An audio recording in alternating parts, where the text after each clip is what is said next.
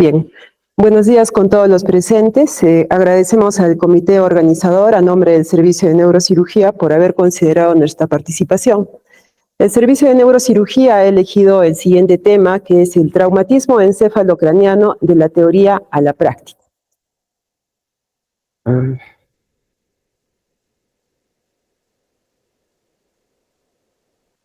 ¿Me podría ayudar? Ahí está.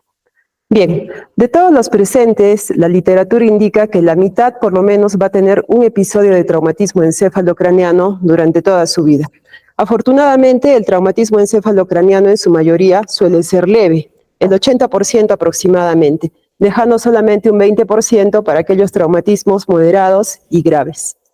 ¿Cuáles son las causas del traumatismo encefalocraniano? Nosotros día a día en la emergencia vemos cómo llegan pacientes accidentados frecuentemente por accidentes automovilísticos, accidentes en moto lineal. Creo que no es infrecuente escuchar en las noticias, ¿no? Volcadura de ómnibus, por ejemplo, en la carretera de Imata, o por ejemplo, aquí en Chumayo, cercano, ¿no?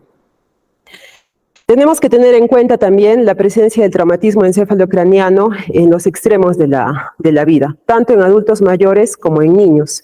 En niños vemos que vienen los padres presentando a sus hijitos que los hacen caer de la cama, los dejan con un poco de descuido en el andador, e incluso hemos tenido pacientes que vienen que han sufrido caída del primer piso o segundo piso en andador, ¿no? O sea, son caídas bastante graves por descuido de los padres. Y en los ancianos o adultos mayores, por caídas de gradas o que resbalan por justamente inestabilidad en su marcha.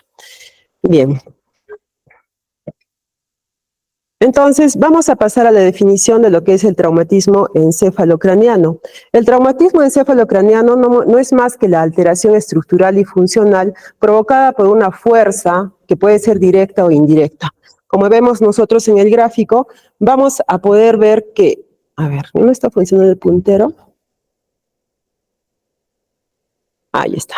Muy bien, entonces puede ser dado por una fuerza directa, ya sea por golpe con un objeto contundente o por una fuerza de inercia, en la cual, por ejemplo, en los accidentes de tránsito se ocasiona un movimiento de aceleración y desaceleración que hace que el encéfalo tenga un efecto de golpe y contragolpe, provocando así daño tanto de las estructuras neuronales como de las estructuras vasculares, dando lugar a lo que nosotros conocemos como no sé por qué no está avanzando. A ver, repito.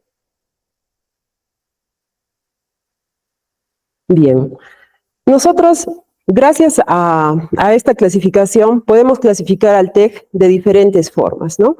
Si hay una injuria o solución de continuidad en los tejidos que cubren el encéfalo, hablamos del cráneo, el pericráneo, ¿no? La galea, estamos hablando también de las meninges, hablaremos de un traumatismo encefalocraniano abierto. Sin embargo, si se respeta esas estructuras, hablaremos de un TEC cerrado.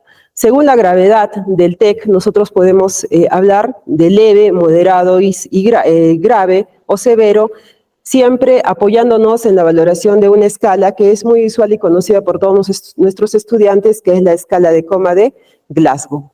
También vamos a tener afectación de la calota craneana y de la base de cráneo, pudiendo nosotros clasificar, según su localización y morfología en esta estructura, fracturas lineales con hundimiento o de la base de cráneo. Y también, según la localización de la lesión, veremos que se pueden localizar lesiones focales o lesiones difusas, hablando ya de la lesión axonal difusa.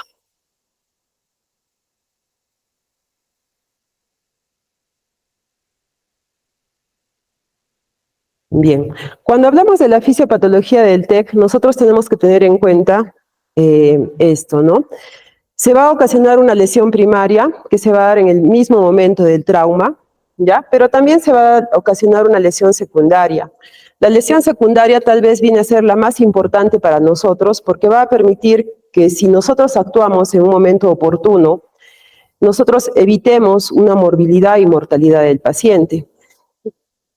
Entonces, es aquí en esta etapa que nosotros podemos intervenir, ¿ya? En la lesión secundaria. en la cual vamos a evitar justamente la inflamación del cerebro, o sea, edema cerebral, y también la isquemia del cerebro. ¿Cuáles son aquellas lesiones de tipo primario? Las lesiones de tipo primario son, por ejemplo, la presencia de los hematomas yuxtadurales. Tenemos aquí la presencia del hematoma epidural, ¿no? La presencia del hematoma subdural, que ya para nuestros estudiantes es bastante conocida la forma, por ejemplo, biconvexa de un hematoma epidural o semilunar de un hematoma subdural. De la misma manera, podemos ver en los estudios de imagen hemorragias intracerebrales, ya sea en traumatismos encefalocranianos cerrados o abiertos, en este caso por un proyectil de arma de fuego. Y aquellas lesiones difusas que no son fáciles de ver en tomografía. Bien, dijimos que nos teníamos que enfocar un poco en las lesiones de tipo secundario, ¿ya? En las lesiones de tipo secundario, ¿por qué? Porque si nosotros vemos, ya por el TEC mismo, se va a ocasionar una hipotensión arterial e hipoxemia o hipoxia. Pero si nosotros actuamos dando una atención adecuada para evitar justamente estos factores, vamos a prevenir la isquemia cerebral, el edema cerebral y la muerte neuronal. ¿Por qué? Porque la hipotensión arterial va a actuar disminuyendo la presión de perfusión cerebral y aumentando la presión intracraniana, que es un factor deleterio para un deterioro rostrocaudal y muerte de nuestro paciente. Asimismo, nosotros vamos a tener que ver que los mecanismos de autorregulación relacionados al flujo sanguíneo cerebral también van a incurrir en provocar una isquemia cerebral, ¿no? Entonces, es por eso que es importante que también nosotros recordemos este concepto que se refiere al equilibrio que debe haber entre el contenido y el continente a nivel del cráneo, ¿no? Cuando se rompe el equilibrio entre el contenido y el continente, la presión intracraniana se va a incrementar. ¿Y qué es lo que contiene el cráneo? Contiene el tejido cerebral, que es el encéfalo, el líquido cefalorraquídeo y la sangre, ¿no? Entonces, si se ocasiona edema cerebral, habrá aumento de la presión intracraniana. Si nosotros tenemos aumento del componente de sangre por la presencia de hematomas, de los que hemos mencionado en la lesión primaria, pues también tendremos un aumento de la presión intracraniana. Y se van a afectar todos aquellos mecanismos de la regulación cerebral en relación, por ejemplo, a la teoría de Monro-Kelly, ¿no? Que nos indica que con presiones intracraneales menores a 20 todavía tenemos un proceso de compensación, pero a medida que la presión intracraniana va incrementando, estos procesos de compensación se van perdiendo y por lo tanto se viene el deterioro rostrocaudal de nuestro paciente. Bien. Entonces, todas estas lesiones secundarias que se van a presentar en nuestros pacientes van a dar lugar a un círculo vicioso. Este círculo vicioso va a estar dado por el aumento de la presión intracraniana que va a incurrir en una disminución del flujo sanguíneo cerebral con isquemia y edema cerebral. Por eso es importante, ya hablando un poco más de lo que nosotros tenemos que realizar en la práctica, el manejo inicial del paciente, ¿no? Estos pacientes generalmente no llegan a nuestro hospital de frente. Primero son atendidos en la periferia, ¿no? Requieren una atención prehospitalaria. Y es el manejo inicial justamente del ABC que nosotros siempre recomendamos a todos los residentes que rotan por nuestro servicio y también lo recalcamos cuando acudimos a la emergencia porque muchas veces en todos los lugares piensan que la evaluación del neurocirujano es lo que debe primar. Sin embargo, nosotros tenemos que tener en cuenta que lo que debe primar es la estabilización del paciente a través justamente de asegurar una vía aérea adecuada, una ventilación adecuada y evitar shock hipovolémicos por sangrados que puedan pasar desapercibidos en pacientes politraumatizados. Como vemos aquí, todas estas medidas de manejo inicial que tendrían que darse en la periferia, ¿no? Por los médicos serumistas, médicos generales o donde no haya, por personal incluso de enfermería, técnico, tendría que estar orientado a una buena oxigenación, a mantener una normoventilación, a mantener una buena presión arterial y una buena temperatura de nuestro paciente. ¿Todo esto para qué? Para evitar justamente la lesión secundaria del paciente, que es justamente la lesión que es reversible. Estos pacientes, una vez que son atendidos en la periferia, tanto de nuestra región, ya de la región Arequipa, y son derivados a los hospitales de apoyo, También vienen de otras regiones del sur del país, ¿no? Nosotros día a día coordinamos referencias de pacientes que quieren venir de Cusco o que quieren ser enviados de Cusco a Purímac, Moquegua, Tacna, Puno o Madre de Dios. Y muchas veces no se tiene la capacidad para poder aceptarlos a todos. Sin embargo, siendo nuestro hospital un centro de referencia de alta complejidad, muchas veces se ve en la obligación de aceptarlos y tratarlos de resolver como con todas las carencias, ¿no?, que nosotros tenemos. Bien, entonces, una vez que los pacientes son estabilizados por el personal de los establecimientos de salud, tienen que pasar una travesía geográfica, ¿no? Tenemos una brecha ahí geográfica para poder llegar recién a un hospital que le permita resolver su patología, ¿no? Entonces, nosotros tenemos aquí el Hospital General, que es un hospital nivel 3, como sabemos, ya que tiene los especialistas indicados para poder resolver esta patología. Pero llama la atención, ¿no?, que justamente llega a nuestra emergencia del paciente y muchas veces el paciente, no por decir que es abandonado, ¿no?, sino que muchas veces el paciente es un poco dejado de lado hasta que venga el neurocirujano, ¿no? Entonces ingresa el paciente por emergencia con traumatismo encefalocraniano y lo primero que se hace es la interconsulta al servicio de neurocirugía. Sin embargo, estos pacientes pues tendría que haberse otra vez corroborado el ABC, para justamente ¿qué? Evitar la lesión secundaria y disminuir la morbimortalidad del paciente. Bien, ¿qué vemos en este paciente, por ejemplo, ¿no? Vemos que es un paciente que está con bradicardia, está hipotenso. Cuando vemos esto, nosotros tenemos que actuar directamente, indicándole al personal de enfermería, ¿no?, ciertos tipos de estrategias para poder mantener una presión sistólica, según lo que recomiendan las últimas guías en su cuarta edición de la Fundación de Neurotrauma, por lo menos tener una presión sistólica mayor de 110 si los pacientes tienen de 15 a 45 años, ¿no? Y bueno, una presión mayor a 100 si los pacientes tienen de 50 a 69 años o más. Entonces, nosotros tenemos que partir por estabilizar al paciente, ¿no? Antes de llamar al neurocirujano, primero tiene que tener la valoración del cirujano o de los médicos emergenciólogos para descartar traumatismo torácico, abdominal o cerrado que pueda influir en aumentar la severidad del cuadro del paciente. Bien. Una vez que viene el neurocirujano, siempre se tiene que valorar en forma sistemática al paciente para ver si tiene otras lesiones y tenemos que asegurar nosotros una buena alineación de la cabeza, la columna cervical y el tórax. ¿Para qué? Para mejorar el retorno venoso, ¿no?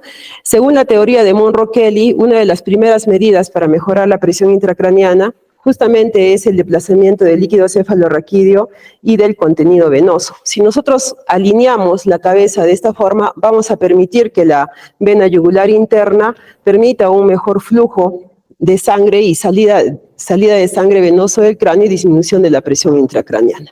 Asimismo, tenemos que asegurar una buena oxigenación. Las guías recomiendan que por lo menos tiene que tener una saturación de oxígeno de 90 o más, con una presión arterial de oxígeno de 60. Bien. Seguimos nosotros, tenemos que rehistoriar al paciente, ¿no? No es suficiente saber cuál es el mecanismo de acción del accidente del paciente. Hay que ver qué síntomas tiene el paciente. Entonces le preguntaremos en forma directa o indirecta, si es posible, la presencia de dolores de cabeza intensos, pérdidas de conocimiento, ¿no? Si el paciente presentó vómitos, qué características tiene el vómito de un paciente con traumatismo encefalocraniano, si son solamente náuseas o son vómitos explosivos. Y además si hay algún tipo de alteración en las funciones superiores del paciente, ¿no? Si el paciente tiene de repente apnesia, ¿no?, que es lo más frecuente, la función superior que más frecuentemente se afecta en estos pacientes. También tenemos que valorar otras lesiones asociadas, y dentro de esas lesiones asociadas pues veremos soluciones de continuidad a nivel del cuero cabelludo que nos puedan estar indicando indirectamente algún tipo de afectación a nivel intracraneal, ¿no? Aquí tenemos una fractura con hundimiento, por ejemplo, en los niños lactantes, ¿no?, que no pasa desapercibido. tenemos que buscar otras características que estén relacionadas, por ejemplo, a fracturas de base de cráneo, ¿no? Aquí tenemos el ciclo de Battle, por ejemplo, con el equimosis retroauricular, la presencia de otorragia, los famosos ojos de mapache que nos estarían indicando una fractura en la base de cráneo anterior y presencia o pérdida de líquido cefalorraquídeo a través de las fosas nasales, ¿no? Todo esto nos está indicando una posible afectación de la base de cráneo, tanto en la parte anterior como en la parte media. Y esto, ¿no? Que siempre se recalca, todo personal de salud debe estar en la capacidad de poder valorar la escala de coma de Glasgow, sobre todo si está en un hospital como el nuestro, que es un hospital de alta resolución o de alta complejidad. Sabemos que la escala de coma de Glasgow tiene 3 pasos para evaluar: la apertura ocular, la respuesta verbal y la respuesta motora. En aras del tiempo no vamos a ahondar en eso, pero tiene que ser bien conocida, ¿no? Dentro de la evaluación neurológica es muy importante evaluar el reflejo fotomotor, en el cual estamos evaluando la vía aferente del segundo par, la eferente del tercer par craneal y la indemnidad de este reflejo que tiene sus núcleos a nivel del mesencéfalo, en el tronco encefálico, ¿no? Especialmente en el núcleo de Edinger-Wetzpal. Entonces nosotros tenemos que ver la simetría de las pupilas, el tamaño de las pupilas y este signo que es muy importante, que nos indicaría que hay algún tipo de complicación, que es la asimetría pupilar con la anisocoria, ¿no? Una pupila miótica y la otra pupila midriática, ¿no? Sin embargo, esto tiene que correlacionarse con el grado de la escala o la valoración de la escala de coma de Glasgow, porque muchas veces también eso está relacionado a daño periférico de los pares craneales. Dentro de la valoración neurológica y el deterioro rostro-caudal de nuestros pacientes, podemos encontrar diferentes tipos de patrones respiratorios. Dentro de estos tipos de patrones respiratorios tenemos ya aquellos que están relacionados con daño a nivel del diencéfalo, como la respiración de Cheyne-Stokes, a nivel mesencefálico protuberancial alto, como la respiración de Kussmaul, protuberancial bajo, como la respiración apnéusica, y del bulbo raquídeo, como la respiración atáxica, ¿no? Pero estos ya son patrones ya muy de deterioro muy avanzado, que esperemos no lleguemos a esto para poder tratar a uno de nuestros pacientes. Así también tenemos que valorar las respuestas motoras patológicas. Acá hay bastantes estudiantes, no se olviden las triadas tanto clínicas como de las funciones vitales de los pacientes.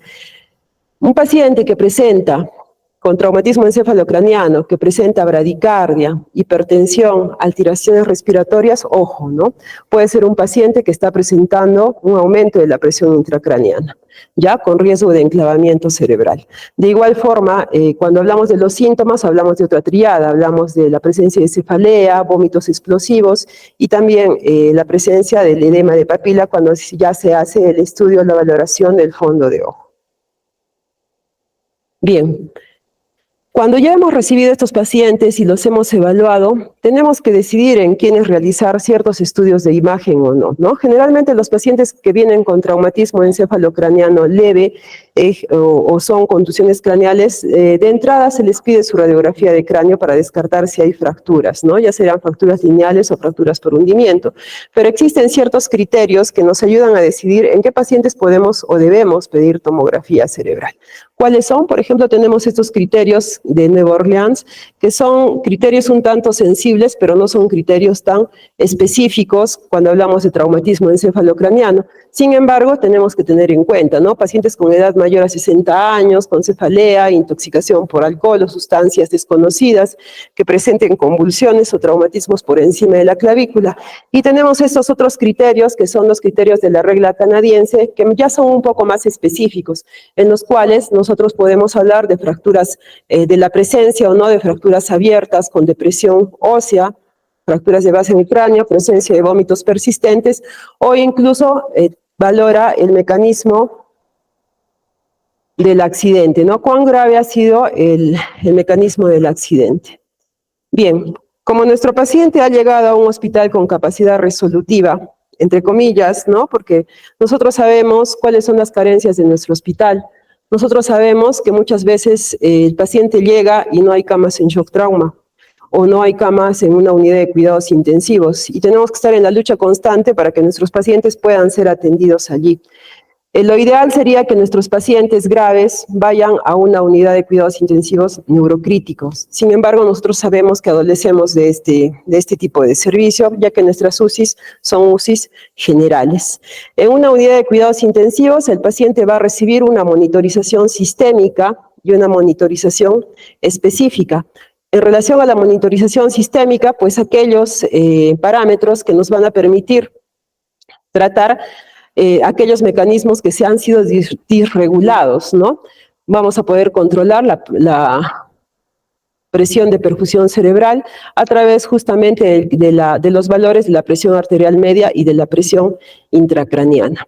Así también, en general, ya los colegas sociólogos o emergenciólogos manejan esto mucho mejor que nosotros, como la saturación del bulbo de la yugular, la presión de oxígeno tisular, realizar electroencefalograma y Doppler transcraneal, ¿no? Pero estas ya son técnicas multimodales un poquito más específicas que la manejan mejor nuestros colegas intensivistas.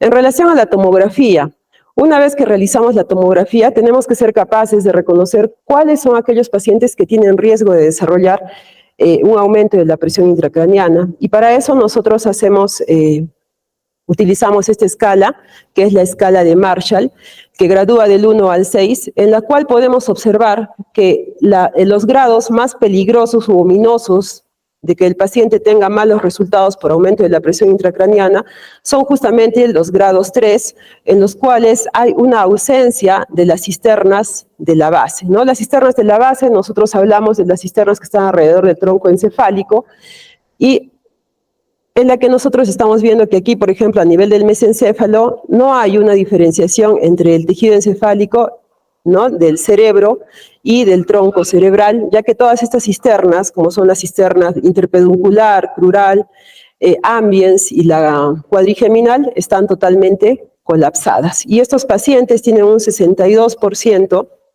de riesgo de hacer hipertensión endocraniana.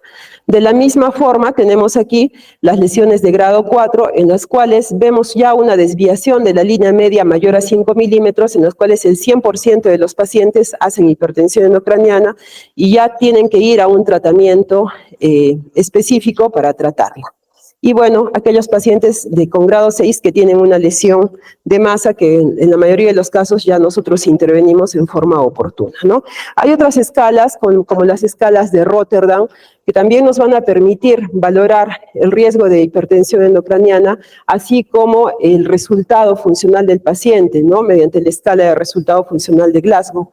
Y esta escala de Rotterdam, que es un tanto más reciente que la escala de Marshall, además de valorar la presencia o no de cisternas, la desviación de línea media o la presencia de masas, va a evaluar también la presencia de sangrado a nivel del espacio subaracnoideo y a nivel intraventricular, ¿no? Entonces nosotros acá tenemos una tomografía de un paciente con una imagen biconvexa en la región occipital que corresponde a un hematoma epidural, en la cual podemos ver que ya hay un colapso de las cisternas con cierta desviación de línea media, ¿no? Sin embargo, no hay hemorragia intraventricular ni subaracnoidea. A mayor grado, mayor riesgo de hipertensión endocraniana.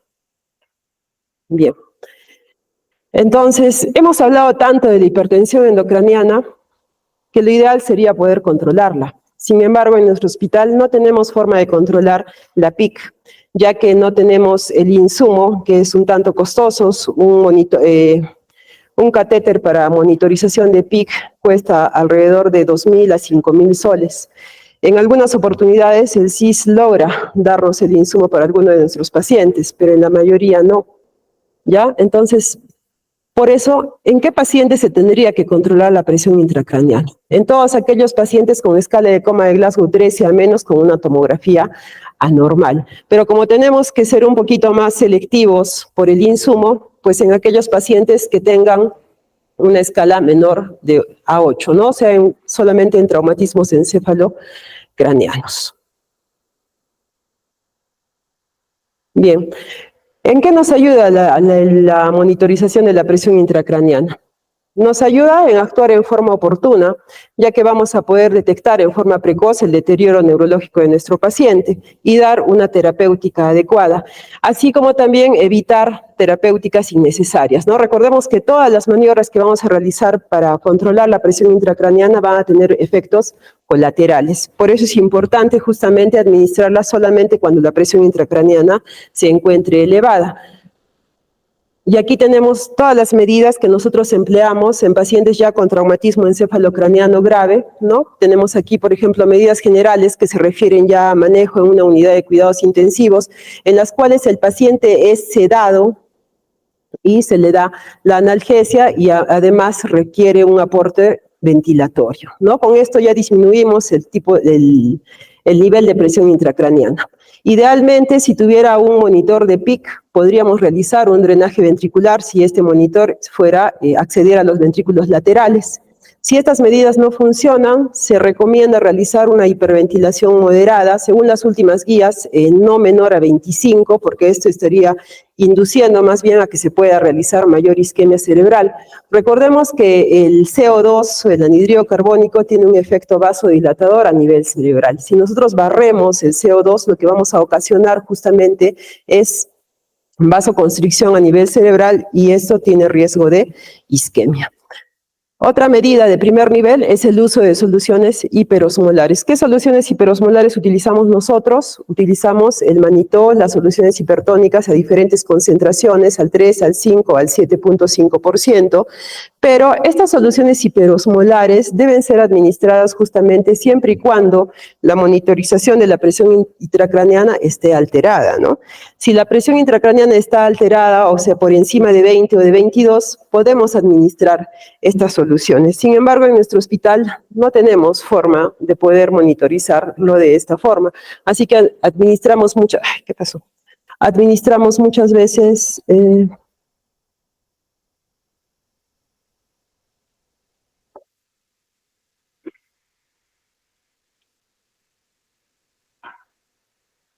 ya, ahí está, creo.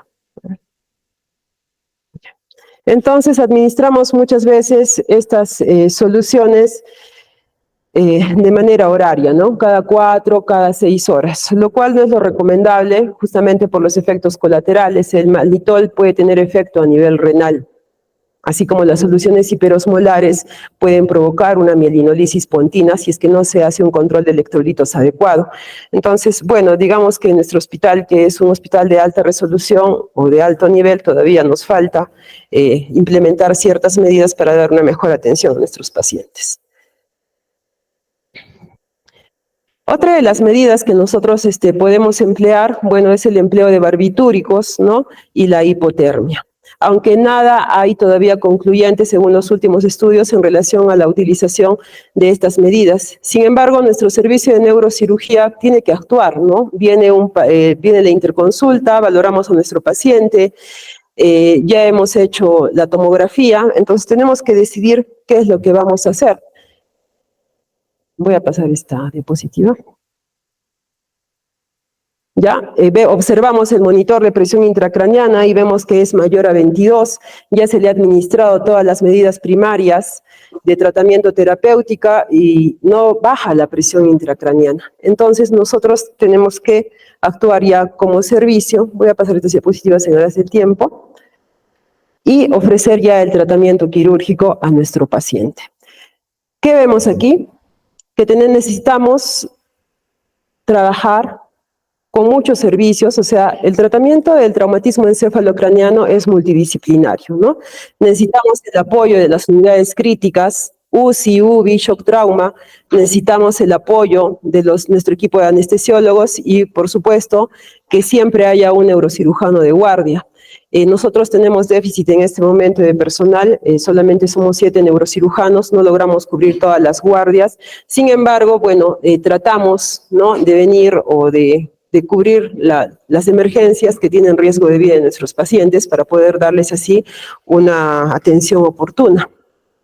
¿Y qué es lo que vamos a tratar? Pues vamos a tratar aquellas lesiones o masas que sean evacuables, ¿no? Por ejemplo, hematomas epidurales gigantes, que en realidad son aquellos que tienen mayor de 30 centímetros cúbicos de volumen o 15 milímetros en un corte axial de grosor, o aquellos hematomas sudurales que ya están desviando la línea media más de 5 milímetros o tienen un grosor de 10 milímetros en un corte axial también, o aquellas masas intraparenquimales que tienen volúmenes mayores de 25 centímetros cúbicos en la región frontal parietal o de 15 centímetros cúbicos temporal o 3 a nivel de la fosa posterior, ¿no? Entonces, el tratamiento quirúrgico lo vamos a ofrecer, pero siempre y cuando el paciente tenga un lugar a donde ir en el postoperatorio, ¿no? Porque de nada sirve que nosotros actuemos o evacuemos las lesiones, que en realidad estas lesiones vendrían a ser primarias, si no tiene un lugar a donde ir en el postoperatorio para un manejo adecuado de la lesión secundaria, ¿no? Para evitar la hipoxia, la isquemia cerebral